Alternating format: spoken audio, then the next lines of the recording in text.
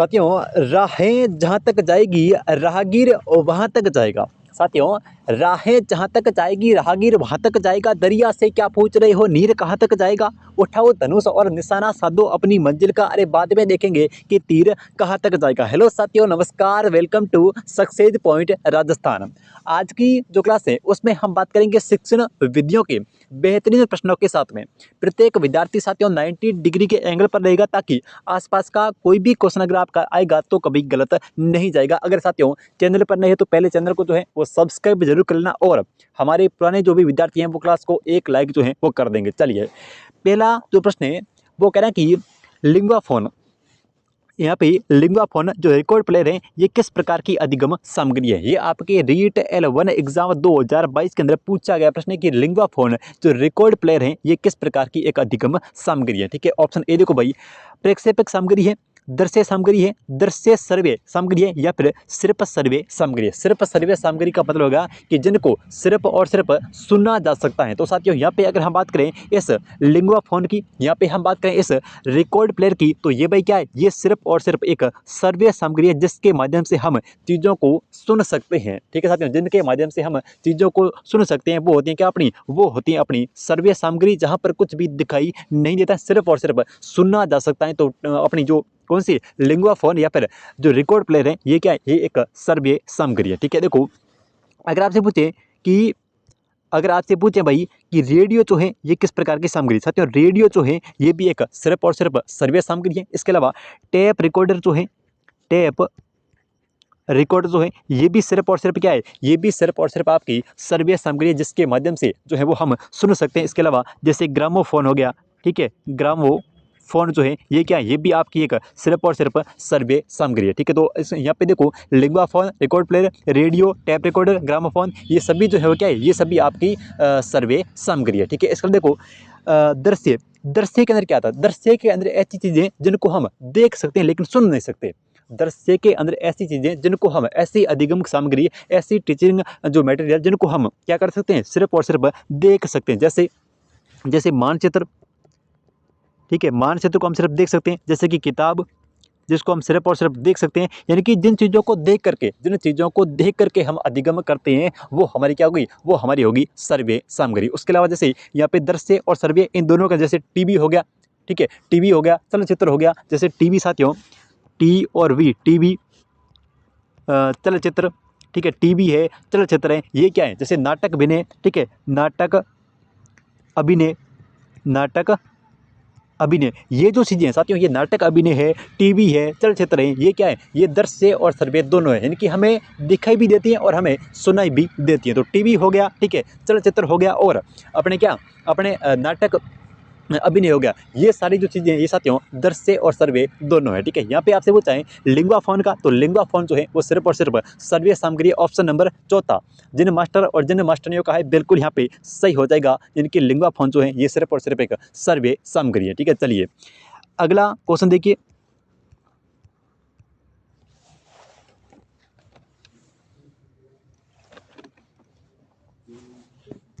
अगला जो प्रश्न है वो कह रहा है कि निम्नलिखित में से मातृभाषा शिक्षण का साधन नहीं है। इनकी मातृभाषा सिखाने का साधन जो है वो इनमें से कौन सा नहीं है। ये भी आपकी रीट L1 और L2 दोनों के अंदर 2022 के अंदर पूछा गया प्रश्न है कि निम्नलिखित में से मातृभाषा शिक्षण का साधन जो है वो कौन सा नहीं है। ठीक है, ऑप्शन ए देखिए, चित्र विस्तारक यंत्र, ये बिल्कुल है। चित्र दर्शन भी है।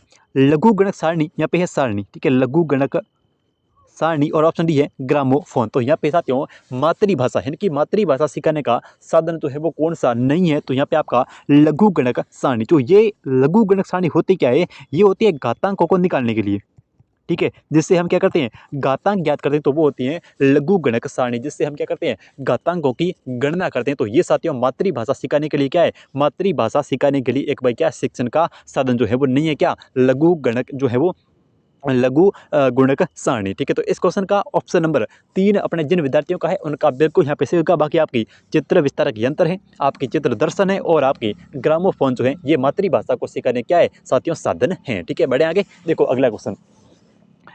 अगला जो प्रश्न है वो कह रहा है कि यहाँ पे देखिए तीसरा क्वेश्चन, प्रश्न कह रहा है कि निम्नलिखित में से एक विशेष प्रकार का भाषा शिक्षण साधन है जिसका वर्तमान विद्यालय शिक्षण में सर्वाधिक उपयोग करने हेतु जो है वो बल दिया जा रहा है। ठीक है, कौन सा ऐसा एक साधन है यानी शिक्षण का जिसको यानी कि जिसका सबसे अधिक जो है उपयोग विद्यालयों के अंदर वर्तमान के अंदर किया जा रहा है। ये भी आपके पिछली जो रीट हुई थी उसके अंदर पूछा गया प्रश्न है। बताओ भाई आंसर क्या होगा?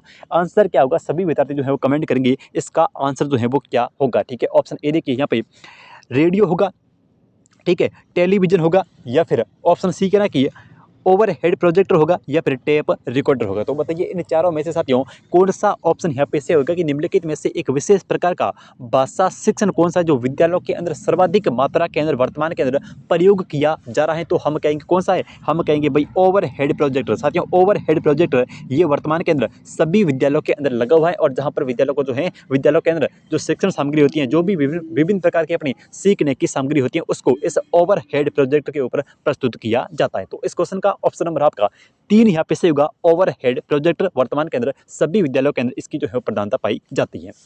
देखिए अगला क्वेश्चन,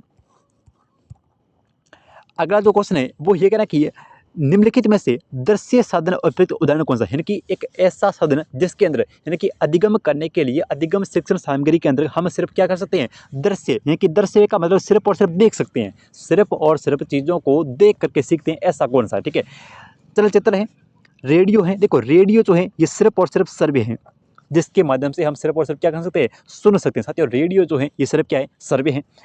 चित्र विस्तारक यंत्र या फिर दूरदर्शन। देखो दूरदर्शन और चित्र विस्तारक है, ये दोनों दृश्य भी हैं और सर्वे भी हैं, यानी कि दृश्य और सर्वे दोनों है। साथियों यहाँ पे जो चित्र विस्तारक है और जो दूरदर्शन है, ये चित्र विस्तारक और दूरदर्शन, यानी कि दूरदर्शन का मतलब यहाँ पे टीवी, तो ये दृश्य भी है और सर्वे भी है। ठीक है, चित्र विस्तारक और दूरदर्शन ये दृश्य और सर्वे दोनों है। लेकिन यहाँ पे अगर मैं बात करूँ चलचित्र की, तो चलचित्र जो है ये सिर्फ और सिर्फ एक दर्शन जो है वो दृश्य का साधन है। तो ऑप्शन नंबर ए जिन विद्यार्थियों का आ रहा है उनका बिल्कुल यहाँ पे से होगा, जो चलचित्र है ये सिर्फ और सिर्फ दृश्य यानी कि देखने का एक साधन है, और देखकर हम जो है वो सीख सकते हैं। चलिए नेक्स्ट क्वेश्चन देखिए, अगला प्रश्न देखिए। अगला जो क्वेश्चन है वो कह रहा है कि भाषा शिक्षण का दृश्य सर्वे साधन जो है वो कौन सा है? यानी कि भाषा शिक्षण का दृश्य और सर्वे साधन जो है वो कौन सा है? चलचित्र है, ग्रामोफोन, ग्रामोफोन सिर्फ और सिर्फ सर्वे साधन है, ग्रामोफोन केवल सर्वे साधन है। चार्ट जो है ये सिर्फ और सिर्फ सर्वे नहीं है, ये सिर्फ और सिर्फ दृश्य है, चार्ट को सिर्फ हम देख सकते हैं, तो ये अपना दृश्य हो गया, ये दृश्य साधन है। और मानचित्र जो है ये भी साथियों दृश्य साधन है, मानचित्र जो है ये भी दृश्य साधन है। लेकिन यहाँ पे अगर मैं बात करूँ इस चलचित्र की, तो चलचित्र को देख भी सकते हैं और चलचित्रों को हम सुन भी सकते हैं। तो ऑप्शन नंबर कौन सा? ऑप्शन नंबर होगा यहाँ पे ए आपका सही, यानी कि चलचित्र जो दृश्य भी हैं और चलचित्र जो है वो सर्वे भी हैं। चलिए अगला क्वेश्चन देखिए। अगला जो क्वेश्चन है वो कहना कि भाषा शिक्षण में, देखो साथियों भाषा शिक्षण में सबसे कम महत्व की अधिगम सामग्री जो है वो कौन सी है? कितना अच्छा क्वेश्चन है। भाषा शिक्षण के अंतर्गत है कि भाषा को सिखाने के लिए सबसे कम महत्व की अधिगम सामग्री जो है वो कौन सी है? इनकी टीचिंग मटेरियल जो है वो कौन सा है? ये आपकी रीट L2 2022 के अंदर ये भी पूछा गया प्रश्न है। देखिए कम महत्व, रेडियो, चित्रकथा है, मानचित्र या फिर शब्द पट्टी। यहाँ पे अगर मैं बात करूँ इस मानचित्र की, तो मानचित्र जो है ये सबसे कम उपयोगी सामग्री है। ठीक है, बाकी रेडियो ठीक है, चित्रकथाएं ठीक है, लेकिन शब्द पट्टी भी ठीक है। लेकिन यहाँ पे अगर हम बात करें किसकी? इस मानचित्र की, तो ये सबसे कम महत्व की सामग्री है। ठीक है, सबसे कम महत्व की सामग्री क्या? मानचित्र। तो इस क्वेश्चन का आपका ऑप्शन नंबर 3 जिन विद्यार्थियों का आ रहा है उनका बिल्कुल यहाँ पे सही हो जाएगा, मानचित्र। अगला क्वेश्चन देखिए। अगला जो क्वेश्चन है वो कहना है कि सहायक सामग्री का जनक जो है वो किसको कहा जाता है? कितना अच्छा क्वेश्चन है। सहायक सामग्री, ठीक है, टीचिंग मटेरियल का जो जनक है वो किसको कहा जाता है? ठीक है, यहाँ पे देखिए जॉनसन का, पियाजे को, मोटेसरी को या फिर फ्रोबेल को। साथियों यहाँ पे जो सहायक सामग्री, ठीक है, सहायक सामग्री का जो जनक है वो हम कहते हैं फ्रोबेल को। ठीक है, फ्रोबेल जो है ये थे जर्मनी के। ठीक है, और इनके द्वारा साथियों इनके द्वारा जो विधि जो अपनी शिक्षण जो विधि दी गई थी वो है किंडरगार्टन।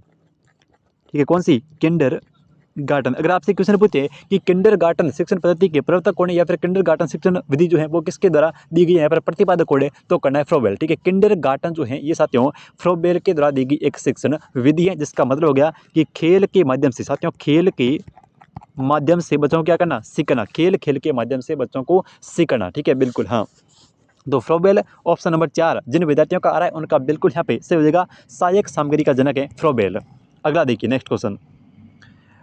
अगला जो क्वेश्चन है वो कह रहा है कि जिस सामग्री के द्वारा, ठीक है, सुनकर और देखकर ज्ञान प्राप्त किया जाता है वह क्या कहलाती है। यानी कि सुनना भी है और देखना भी है। तो सुनना और देखना, यानी कि सुनना मतलब सर्वे और देखना मतलब दृश्य, तो ये होगी सर्वे और दृश्य सामग्री, दोनों होगी साथियों। सर्वे और दृश्य, देखो सर्वे और दृश्य के अंदर एक तो अपना टीवी टेलीविजन ये दृश्य भी है और सर्वे भी है। इसके अलावा चलचित्र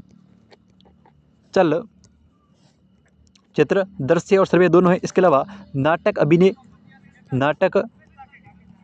अभिनय ये भी दृश्य और सर्वे दोनों है। तो टीवी है, चलचित्र है और नाटक अभिनय, तो सुनकर और देखकर यानी कि दृश्य और सर्वे सामग्री दोनों हो जाएगी।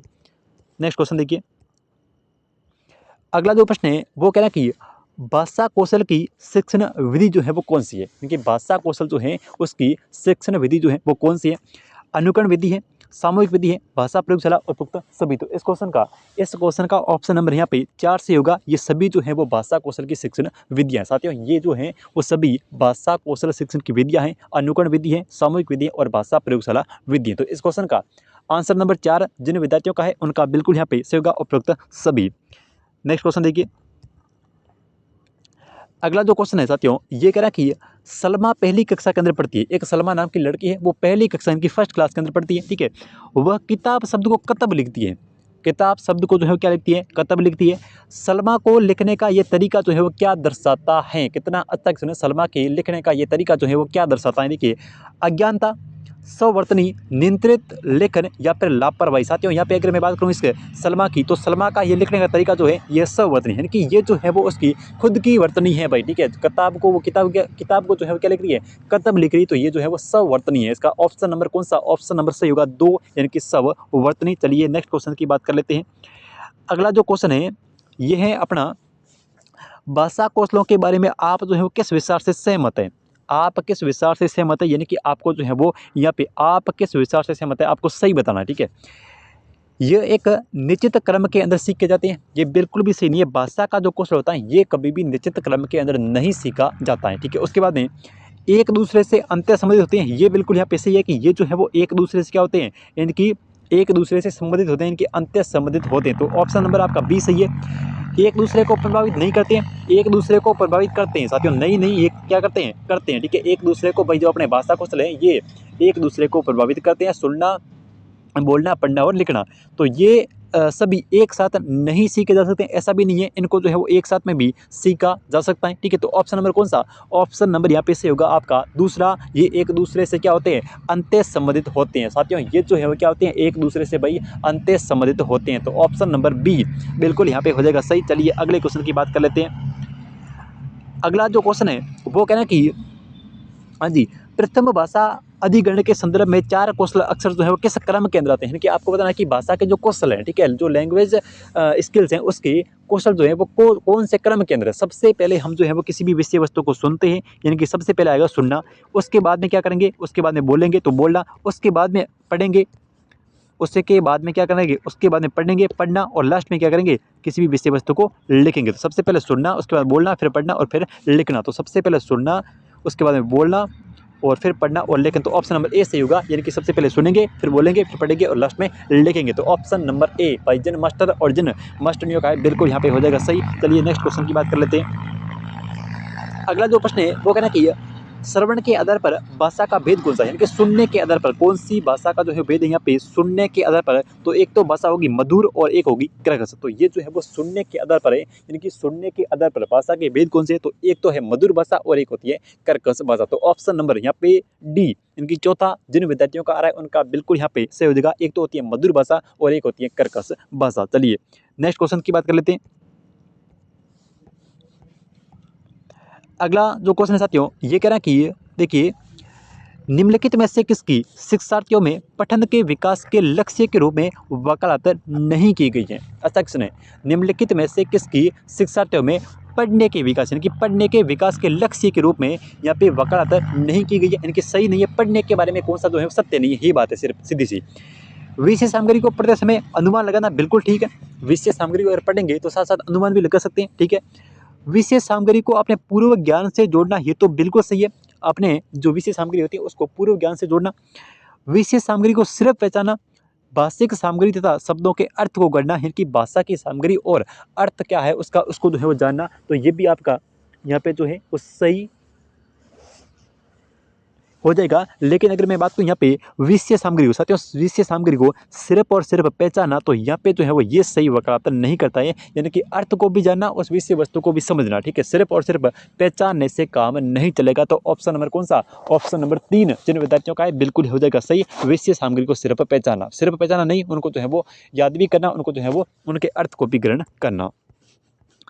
अगला अगला क्वेश्चन ये कह रहा है कि पठन कौशल में अवश्य क्या है। प्रोक्ष विधि, शब्द चयन, अर्थगण या फिर प्रत्यक्ष। यानी कि अगर हम किसी भी चीज़ को पढ़ रहे हैं साथियों, हम अगर किसी भी चीज़ को पढ़ रहे हैं तो उसमें सबसे ज़्यादा जो महत्वपूर्ण चीज़ है वो होती है अर्थ को ग्रहण करना। यानी कि किसी भी चीज़ को अगर हम पढ़ रहे हैं तो उसका अर्थ क्या है, ठीक है, उस अर्थ को क्या करना, उस अर्थ को ग्रहण करना, ये पठन कौशल का एक आवश्यक है। पठन कौशल के लिए एक आवश्यक उद्देश्य है क्या, यानी कि पढ़े हुए चीज़ों का अर्थ जो है उनको ग्रहण करना। नेक्स्ट देखिए, अगला क्वेश्चन ये कह रहा है कि ध्वनियों को प्रतीकों के रूप में, ध्वनियों को प्रतीकों के रूप में लिपिबद्ध कर भाषा को स्थायित्व प्रदान करने को जो है वो क्या कहते हैं। कि ध्वनियों को प्रतीकों के रूप में लिपिबद्ध करके भाषा को स्थायित्व प्रदान करना, ये क्या कहलाता है। तो ये कहलाता है लेखन विधि। यानी कि हम जो है वो इसके अंदर लिखने का काम कर रहे हैं, ठीक है, हम जो है वो यहाँ पे लिपिबद्ध कर रहे हैं। कि लिपिबद्ध करने का मतलब ये होता है साथियों लिखना उनको। तो ऑप्शन नंबर आपका ए या पे से होगा, यानी कि लेखन विधि। चलिए नेक्स्ट क्वेश्चन की बात कर लेते हैं, और यह है आज का अपना अगला क्वेश्चन। प्रश्न कह रहा है कि वाचन कौशल का उद्देश्य क्या होता है। साथियों वाचन कौशल यानी कि किसी भी चीज़ को वाचन की बोल कर, ठीक है, बोल कर सुनना, इसका जो है लक्ष्य क्या होता है। देखिए, केवल सही व्याकरण वाली भाषा का प्रयोग करना, केवल बालकों का उच्चारण शुद्ध करना, केवल बोलने को विराम चिन्हों का प्रयोग करना, या फिर उपरोक्त सभी। साथियों वाचन कौशल यानी कि किसी भी विषय वस्तु को बोल करके सुनना, ठीक है, वाचन करना, पढ़ना, ठीक है, तो वो जो है वो क्या कहलाता है, इन सभी का प्रयोग होता है। कि सही व्याकरण वाली भाषा का प्रयोग भी करना है, और शुद्ध उच्चारण भी करना है, और विराम चिन्हों का भी सही प्रयोग करना। तो ये सारी चीज़ें जो है वो आएगी, यानी कि उपरोक्त सभी। ऑप्शन नंबर ए जो है वो यहाँ पे सही होगा, उपरोक्त सभी। नेक्स्ट देखिए, अगला जो प्रश्न है वो कह रहा है कि निम्न में से वाचन कौशल विधि जो है वो नहीं है। इनमें से कौन सी जो है वो वाचन कौशल है, इनकी पढ़ने की बोलने की जो विधि है वो नहीं है। वर्णमाला पद्धति, ये ध्वन्यात्मक पद्धति, अक्षरबोध, या फिर विद्यात्मक। तो ये हो जाएगी कौन सी, यहाँ पे विद्यात्मक जो पद्धति है ये साथियों वाचन कौशल की एक विधि नहीं है। बाकी आपकी वर्णमाला है, ध्वन्यात्मक है और अक्षर बोध भी है, लेकिन ये विद्यात्मक जो है वो ये नहीं है। तो ऑप्शन नंबर डी इस प्रश्न का बिल्कुल यहाँ पे सही होगा, विद्यात्मक पद्धति। अगला क्वेश्चन देखिए, अगला जो प्रश्न है साथियों ये कह रहा है कि समस्या हल करने के लिए, कौशल विकसित करने के लिए छात्रों को प्रोत्साहित करते हुए शिक्षक को निम्नलिखित में से किससे बचना चाहिए। कितना अच्छा सुने, समस्या को हल करने के लिए कौशल, इनकी किसी समस्या के हल करना है, ठीक है, किसी भी समस्या को हल करना है और उसके कौशल का विकसित करना है, किसके अंदर, छात्रों के अंदर उस कौशल का विकास करना है। तो एक शिक्षक को निम्नलिखित में से किससे बचना चाहिए, यानी कि शिक्षक को जो है वो क्या नहीं करना चाहिए, एक टीचर को क्या नहीं करना चाहिए। ठीक है, ऑप्शन ए देखिए, छात्रों को निर्देशात्मक संकेत प्रदान करना, छात्रों को प्रश्न के लिए प्रोत्साहित करना, ये ठीक है, समस्याओं को विभिन्न प्रकार को डिजाइन करना, ये भी ठीक है, संज्ञानात्मक संघर्ष उत्पन्न करने के लिए समस्या डिजाइन करना, ये भी ठीक है। लेकिन यहाँ पे जो है वो यहाँ पे हम बात करेंगे छात्रों को निर्देशात्मक संकेत प्रदान करना, तो ये जो है एक शिक्षक के लिए यहाँ पे ठीक नहीं है। तो ऑप्शन नंबर आपका ए सही होगा, छात्रों को निर्देशात्मक संकेत प्रदान करना ये एक शिक्षक के लिए क्या है, ठीक नहीं है। ठीक है, चलिए नेक्स्ट क्वेश्चन। अगला जो प्रश्न है वो कहना कि लेखन में किस प्रकार की अशुद्धियाँ होती हैं। ठीक है, लेखन के अंदर साथियों किस प्रकार की अशुद्धियाँ होती हैं। ठीक है, केवल वर्तनी, केवल वाक्य, केवल चिन्ह, तो उपरोक्त सभी, यानी कि लेखन के अंदर ये सभी जो है वो त्रुटियां होती है। लेखन के अंदर केवल वर्तनी नहीं आती है, लेखन के अंदर वाक्य भी होता है और लेखन के अंदर विराम चिन्हों की भी त्रुटियां होती हैं। तो ऑप्शन नंबर कौन सा, ऑप्शन नंबर ए आपका सही होगा, उपरोक्त सभी। अगला देखिए, अगला जो प्रश्न है वो कहना कि भाषा नियमों द्वारा नियंत्रित का माध्यम भर नहीं है, बल्कि ये हमारी सोच को भी निर्मित करती है। यानी कि ये जो है वो हमारी क्या करती है, ये हमारी संप्रेषण, यानी कि एक दूसरे से क्या करना, बात करना साथियों, एक दूसरे का क्या करना, संपर्क में आना, इनकी संप्रेषण करना, एक दूसरे को अपने भावों की अभिव्यक्ति देना, ये कहलाता है संप्रेषण। तो ये क्या करती है, भाषा नियमों द्वारा नियंत्रित का माध्यम बनी है, बल्कि ये हमारी क्या करती है, संप्रेषण की सोच का भी क्या करती है, निर्माण करती है। तो ऑप्शन नंबर बी यहाँ पे से होगा, संप्रेषण। अगला क्वेश्चन देखिए, अगला जो प्रश्न है वो कहना कि नसीरा पढ़ते समय अनेक बार अटकती है। नसीरा जो है ये साथियों पढ़ते समय अनेक बार अटकती है, ठीक है। पढ़ने में कठिनाई होती है। उसकी समस्या मुख्यतः जो है वो किससे संबंधित है, उसकी समस्या जो है वो मुख्य रूप से किससे संबंधित है, तो ये साथियों किससे है, ये है डिसलेक्सिया से। उनको इस जो है वो नसीरा को क्या है, डिसलेक्सिया है। तो ऑप्शन नंबर कौन सा आपका 3 यहाँ पे से होगा, डिसलेक्सिया। नेक्स्ट देखिए, अगला जो प्रश्न है वो कहना कि निम्न में से बच्चों की भाषा संबंधी त्रुटियां नहीं है। इनमें से कौन सी जो है वो बच्चों की भाषा से संबंधित त्रुटियां जो है वो नहीं है। पाठ्य पुस्तक को ग्रहण करना, सदुच्चारण करना, वतनी वाक्य। तो यहाँ पे होगा क्या, पाठ्य पुस्तक को ग्रहण करना, ये भाषा से संबंधित क्या है, त्रुटि नहीं है पाठ्य पुस्तक को ग्रहण करने में। बाकी शब्द उच्चारण में अगर गलती कर रहे हैं तो है, बिल्कुल है। वर्तनी में गलती करा तो है, वाक्य के अंदर गलती है तो है, लेकिन पाठ्य पुस्तक को ग्रहण करना ये एक त्रुटि नहीं है। अगला प्रश्न, अगला जो प्रश्न है वो कह रहा है कि भाषा शिक्षण का लक्ष्य क्या है। साथियों क्वेश्चन कह रहा है कि भाषा शिक्षण का लक्ष्य जो है वो क्या है, अध्ययन अध्यापन का विकास, मानवीय संवेदना का विकास, भाषा की समझ और अभिव्यक्ति का विकास, या फिर अर्थोपार्जन और यश प्राप्त करना। तो यहाँ पे भाषा शिक्षण का जो लक्ष्य है, जो एम है, वो एक भाषा की समझ और अभिव्यक्ति क्या करना, विकास करना। भाषा की समझ और अभिव्यक्ति का साथियों विकास करना। ऑप्शन नंबर 3 यहाँ पे से होगा, भाषा की समझ और अभिव्यक्ति का विकास करना। नेक्स्ट देखिए, अगला क्वेश्चन कह रहा है कि इनमें से भाषा शिक्षण की चुनौतियां क्या है। केवल व्याकरण संबंधी चुनौतियां, केवल पठन संबंधी चुनौतियां, केवल लेखन संबंधी। तो उपरोक्त सभी यानी कि ये सभी जो हैं वो भाषा शिक्षण की चुनौतियां हैं। ऑप्शन नंबर कौन सा, ऑप्शन नंबर आपका सही होगा 1 नंबर, यानी कि इसके अंदर व्याकरण संबंधी त्रुटियां भी है, पठन से हैं और लेखन से भी हैं। तो ऑप्शन नंबर चौथा या ऑप्शन नंबर 1 सही होगा, यानी कि उपरोक्त सभी। नेक्स्ट देखिए, अगला जो प्रश्न है वो कहना कि किसी देश या प्रदेश के राजकाज या प्रशासन में जिस भाषा का प्रयोग होता है वो कौन सी भाषा होती है, वो होती है राजभाषा। ठीक है, कौन सी होगी, वो होगी अपनी राजभाषा। ऑप्शन नंबर चौथा सही होगा, यानी कि किसी देश या प्रदेश के राजकाज या प्रशासन में जिस भाषा का प्रयोग होता है उसको हम कहते हैं राजभाषा। ऑप्शन नंबर चौथा जिन विद्यार्थियों का है बिल्कुल हो जाएगा सही, राजभाषा।